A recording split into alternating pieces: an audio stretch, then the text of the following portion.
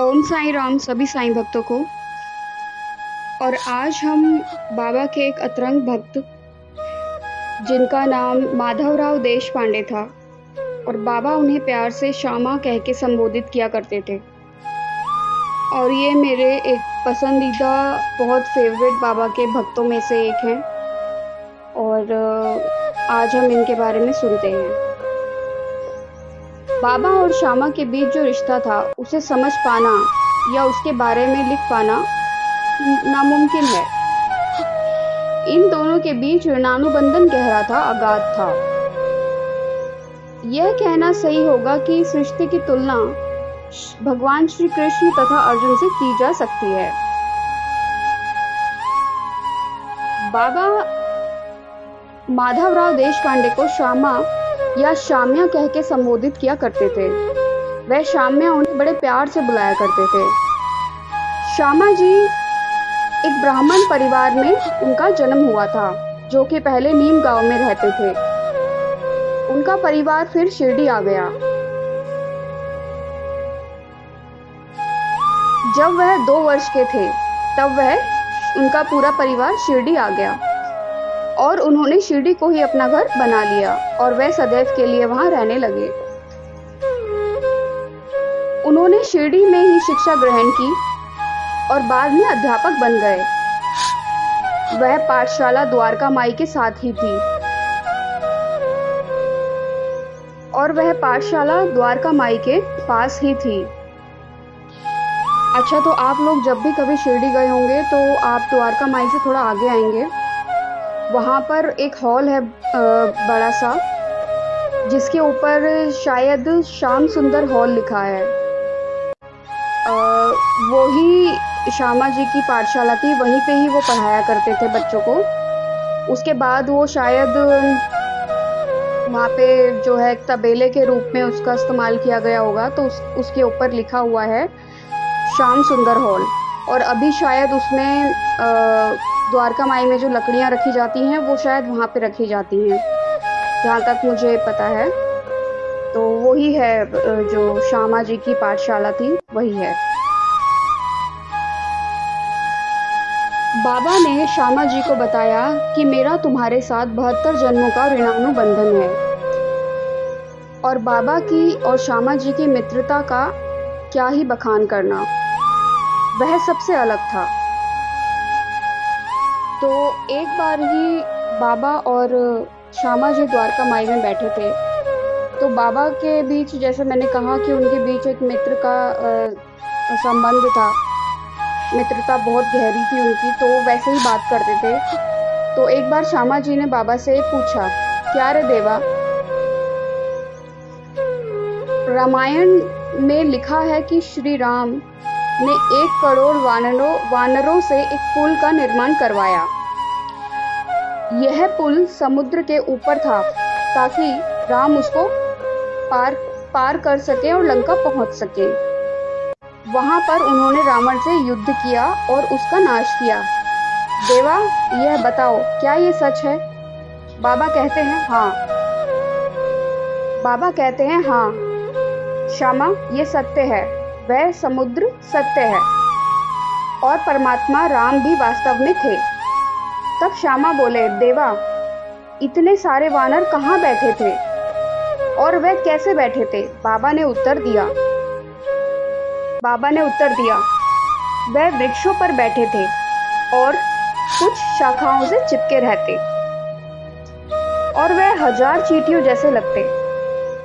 श्यामा ने बाबा से फिर पूछा, देवा, क्या तुम वहां पर थे जब ये सब हो रहा था? बाबा ने बोला, हाँ, मैं वहां था, स्वयं अपनी आंखों से ये सब देख रहा था। श्यामा ने कहा, ठीक है। फिर श्यामा बोले, जब मैंने आपको सर्वप्रथम यहाँ देखा था तो आपके कटे हुए बालों की मूछें थीं। फिर आप कैसे और कब उस वानर सेना को देखने गए? बाबा बोले, श्याम्या, तुम और मैं कई जन्मों से साथ हैं। मुझे सब याद है, पर तुम्हें कुछ याद नहीं।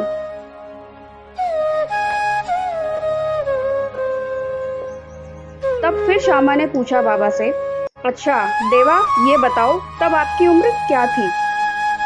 बाबा बोले, वैसी ही जैसे तुम मुझे अभी यहाँ देख रहे हो। श्यामा यह सत्य ग्रहण ना कर पाए कि बाबा वहाँ थे और सब देख रहे थे और वह सदा ही ऐसे रहे होंगे। तब वह बोले, क्या ये वास्तव में सत्य है? बाबा बोले, क्या यहाँ द्वारका माई में बैठकर मैंने कभी असत्य कहा है?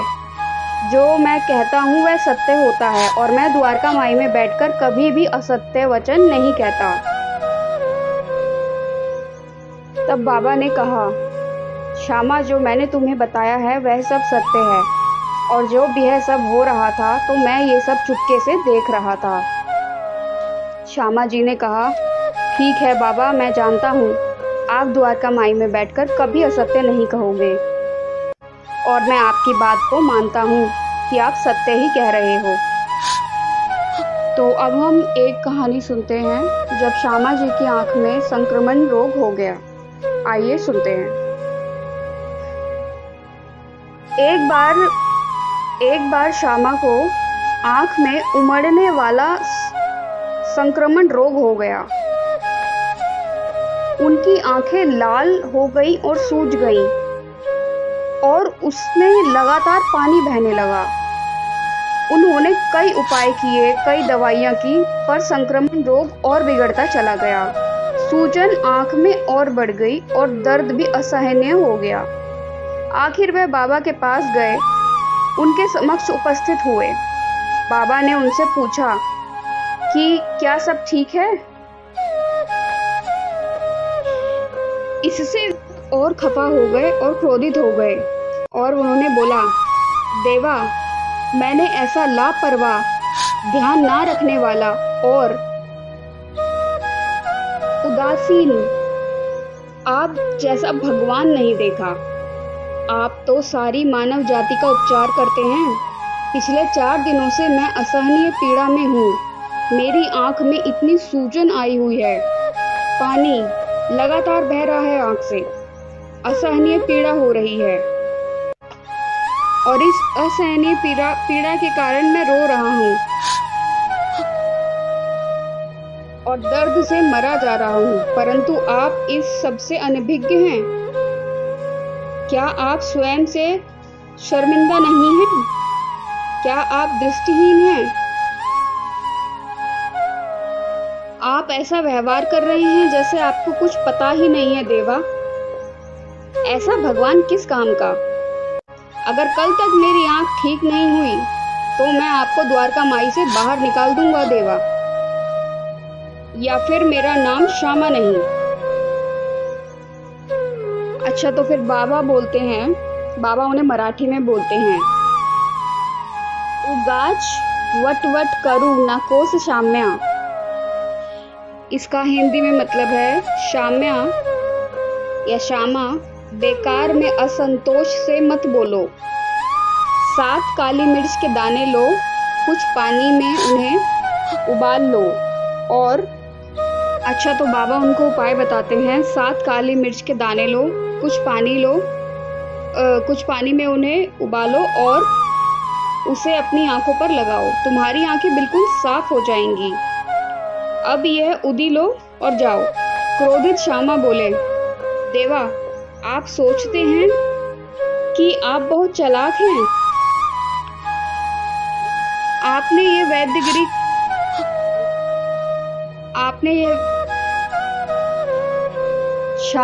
श्यामा जी ने गुस्से से कहा, अच्छा देवा, आपने ये वैद्यगिरी कहाँ से सीखी? मैं अपनी आंखों में काली मिर्च लगाऊंगा तो वह फूट जाएगी। आपका उपचार कितना महान है। यह उपचार तो लोगों की आंख फोड़ने वाला है। बाबा शांतिपूर्वक बोले, शाम्या, ज्यादा चालाक मत बनो। जो मैंने कहा है वही जाकर करो, और यदि तुम्हारी आंखें साफ नहीं होती तब भी तुम क्रोधित